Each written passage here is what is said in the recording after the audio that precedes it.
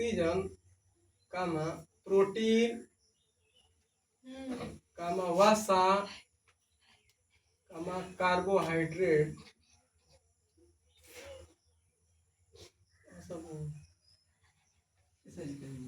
चलो देखना ये हम लोग पढ़ेंगे परिवहन।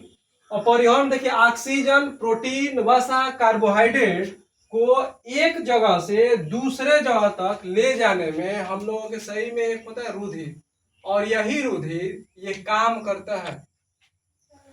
और उसी के रुधिर के अंतर्गत हम लोग पढ़ेंगे यानी मुख्य परिवहन होगा तो वो रुधिर होता है, और उसे परिसंचरण तंत्र के अंदर जानते हैं।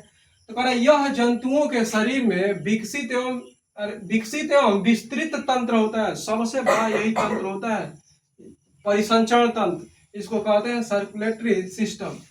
कह रहा इसका कार्य शरीर के विभिन्न अंगों एवं ऊतकों के मध्य पदार्थों का निरंतर रासायनिक आदान प्रदान करना होता है। अर्थात ना हमारे शरीर के अंदर जो ऑक्सीजन होता है, प्रोटीन वसा कार्बोहाइड्रेट होता है, इसको एक स्थान से दूसरे स्थान तक अर्थात आदान प्रदान करने की क्रिया ये रुधिर ही करता है।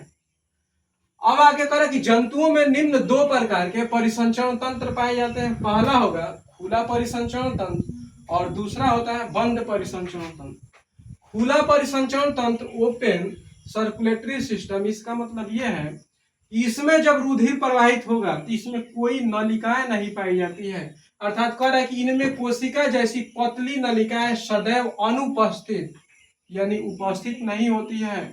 इसमें रुधिर जब प्रवाहित होगा तो इसके लिए कोई नलिकाएं नहीं होती है, ये रुधिर पूरे शरीर में ऐसे ही प्रवाहित होता रहता है। और कह रहा है कि इस प्रकार के परिसंचरण तंत्र में जंतुओं की कोशिकाएं सदैव रुधिर जैसे परिवहन पदार्थ के सीधे संपर्क में रहती है। जैसे आप लोग देखे होंगे टिड्डा, कीट, कुछ कीट टिड्डे आप देखे होंगे जब हाथ से दबते हैं चाहे पैरों से दबते हैं तो तुरंत ना उनसे खून निकलना प्रारंभ हो जाता है, उनमें नलिकाएं नहीं पाई जाती। अर्थात पूछा जाएगा कि खुला परिसंचरण तंत्र में क्या इनको प्रवाहित होने के लिए, रुधिर को चलने के लिए क्या कोई नलिकाएं उपस्थित होती हैं, तो कहेंगे नहीं। खुला परिसंचरण तंत्र में रुधिर को प्रवाहित होने के लिए कोई नलिकाएं नहीं पाई जाती, वो पूरे शरीर में ऐसे ही प्रवाहित होते रहते हैं। और इसलिए यहाँ पे लिखा गया है कि ऊतकों की कोशिकाएं सदैव रुधिर जैसे परिवहन पदार्थ के सीधे संपर्क में रहती है। कहने का मतलब ये है कि आपके शरीर में रुधिर को प्रवाहित होने के लिए कोई नलिकाएं हम लोग जैसे उनमें पाया नहीं जाता है, जैसे अधिकांश आर्थ्रोपोडा कीट पतंगे इसके अंतर्गत आते हैं। ठीक ना।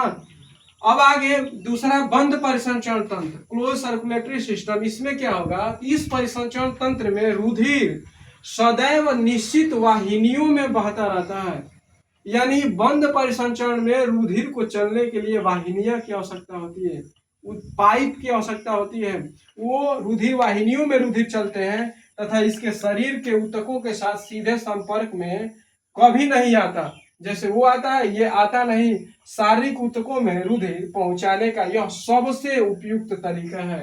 सबसे उपयुक्त तरीका यही होता है बंद परिसंचरण तंत्र। इसके अंतर्गत देखिए एनलिडा संघ में केचुआ आता है, जैसे खरगोश है, मनुष्य है और भी अनेक प्रकार के जीव है। उनमें ना रक्त को प्रवाहित करने के लिए रुधिर वाहिनियां होती हैं। हम लोग जैसे हैं, हम लोगों में रक्त प्रवाहित हो रहा है तो यह रुधिर वाहिनियों में चलता है। लेकिन रुधिर वाहिनियों में चलता है इसका मतलब यह है कि हम लोग बंद परिसंचरण तंत्र के अंतर्गत आएंगे। खुला परिसंचरण तंत्र में इसमें रुधिर को प्रवाहित होने के लिए कोई वाहिनियां नहीं होती। इसमें रक्त को प्रवाहित होने के लिए वाहिनियां आवश्यक होती है, जैसे हम लोग आते हैं और भी बहुत सारे जीव जंतु होते हैं। लेकिन खुला परिसंचरण तंत्र में कुछ कीट पतंगे ही आते हैं। तो याद रखिएगा खुला परिसंचरण तंत्र कोई वाहिनी नहीं।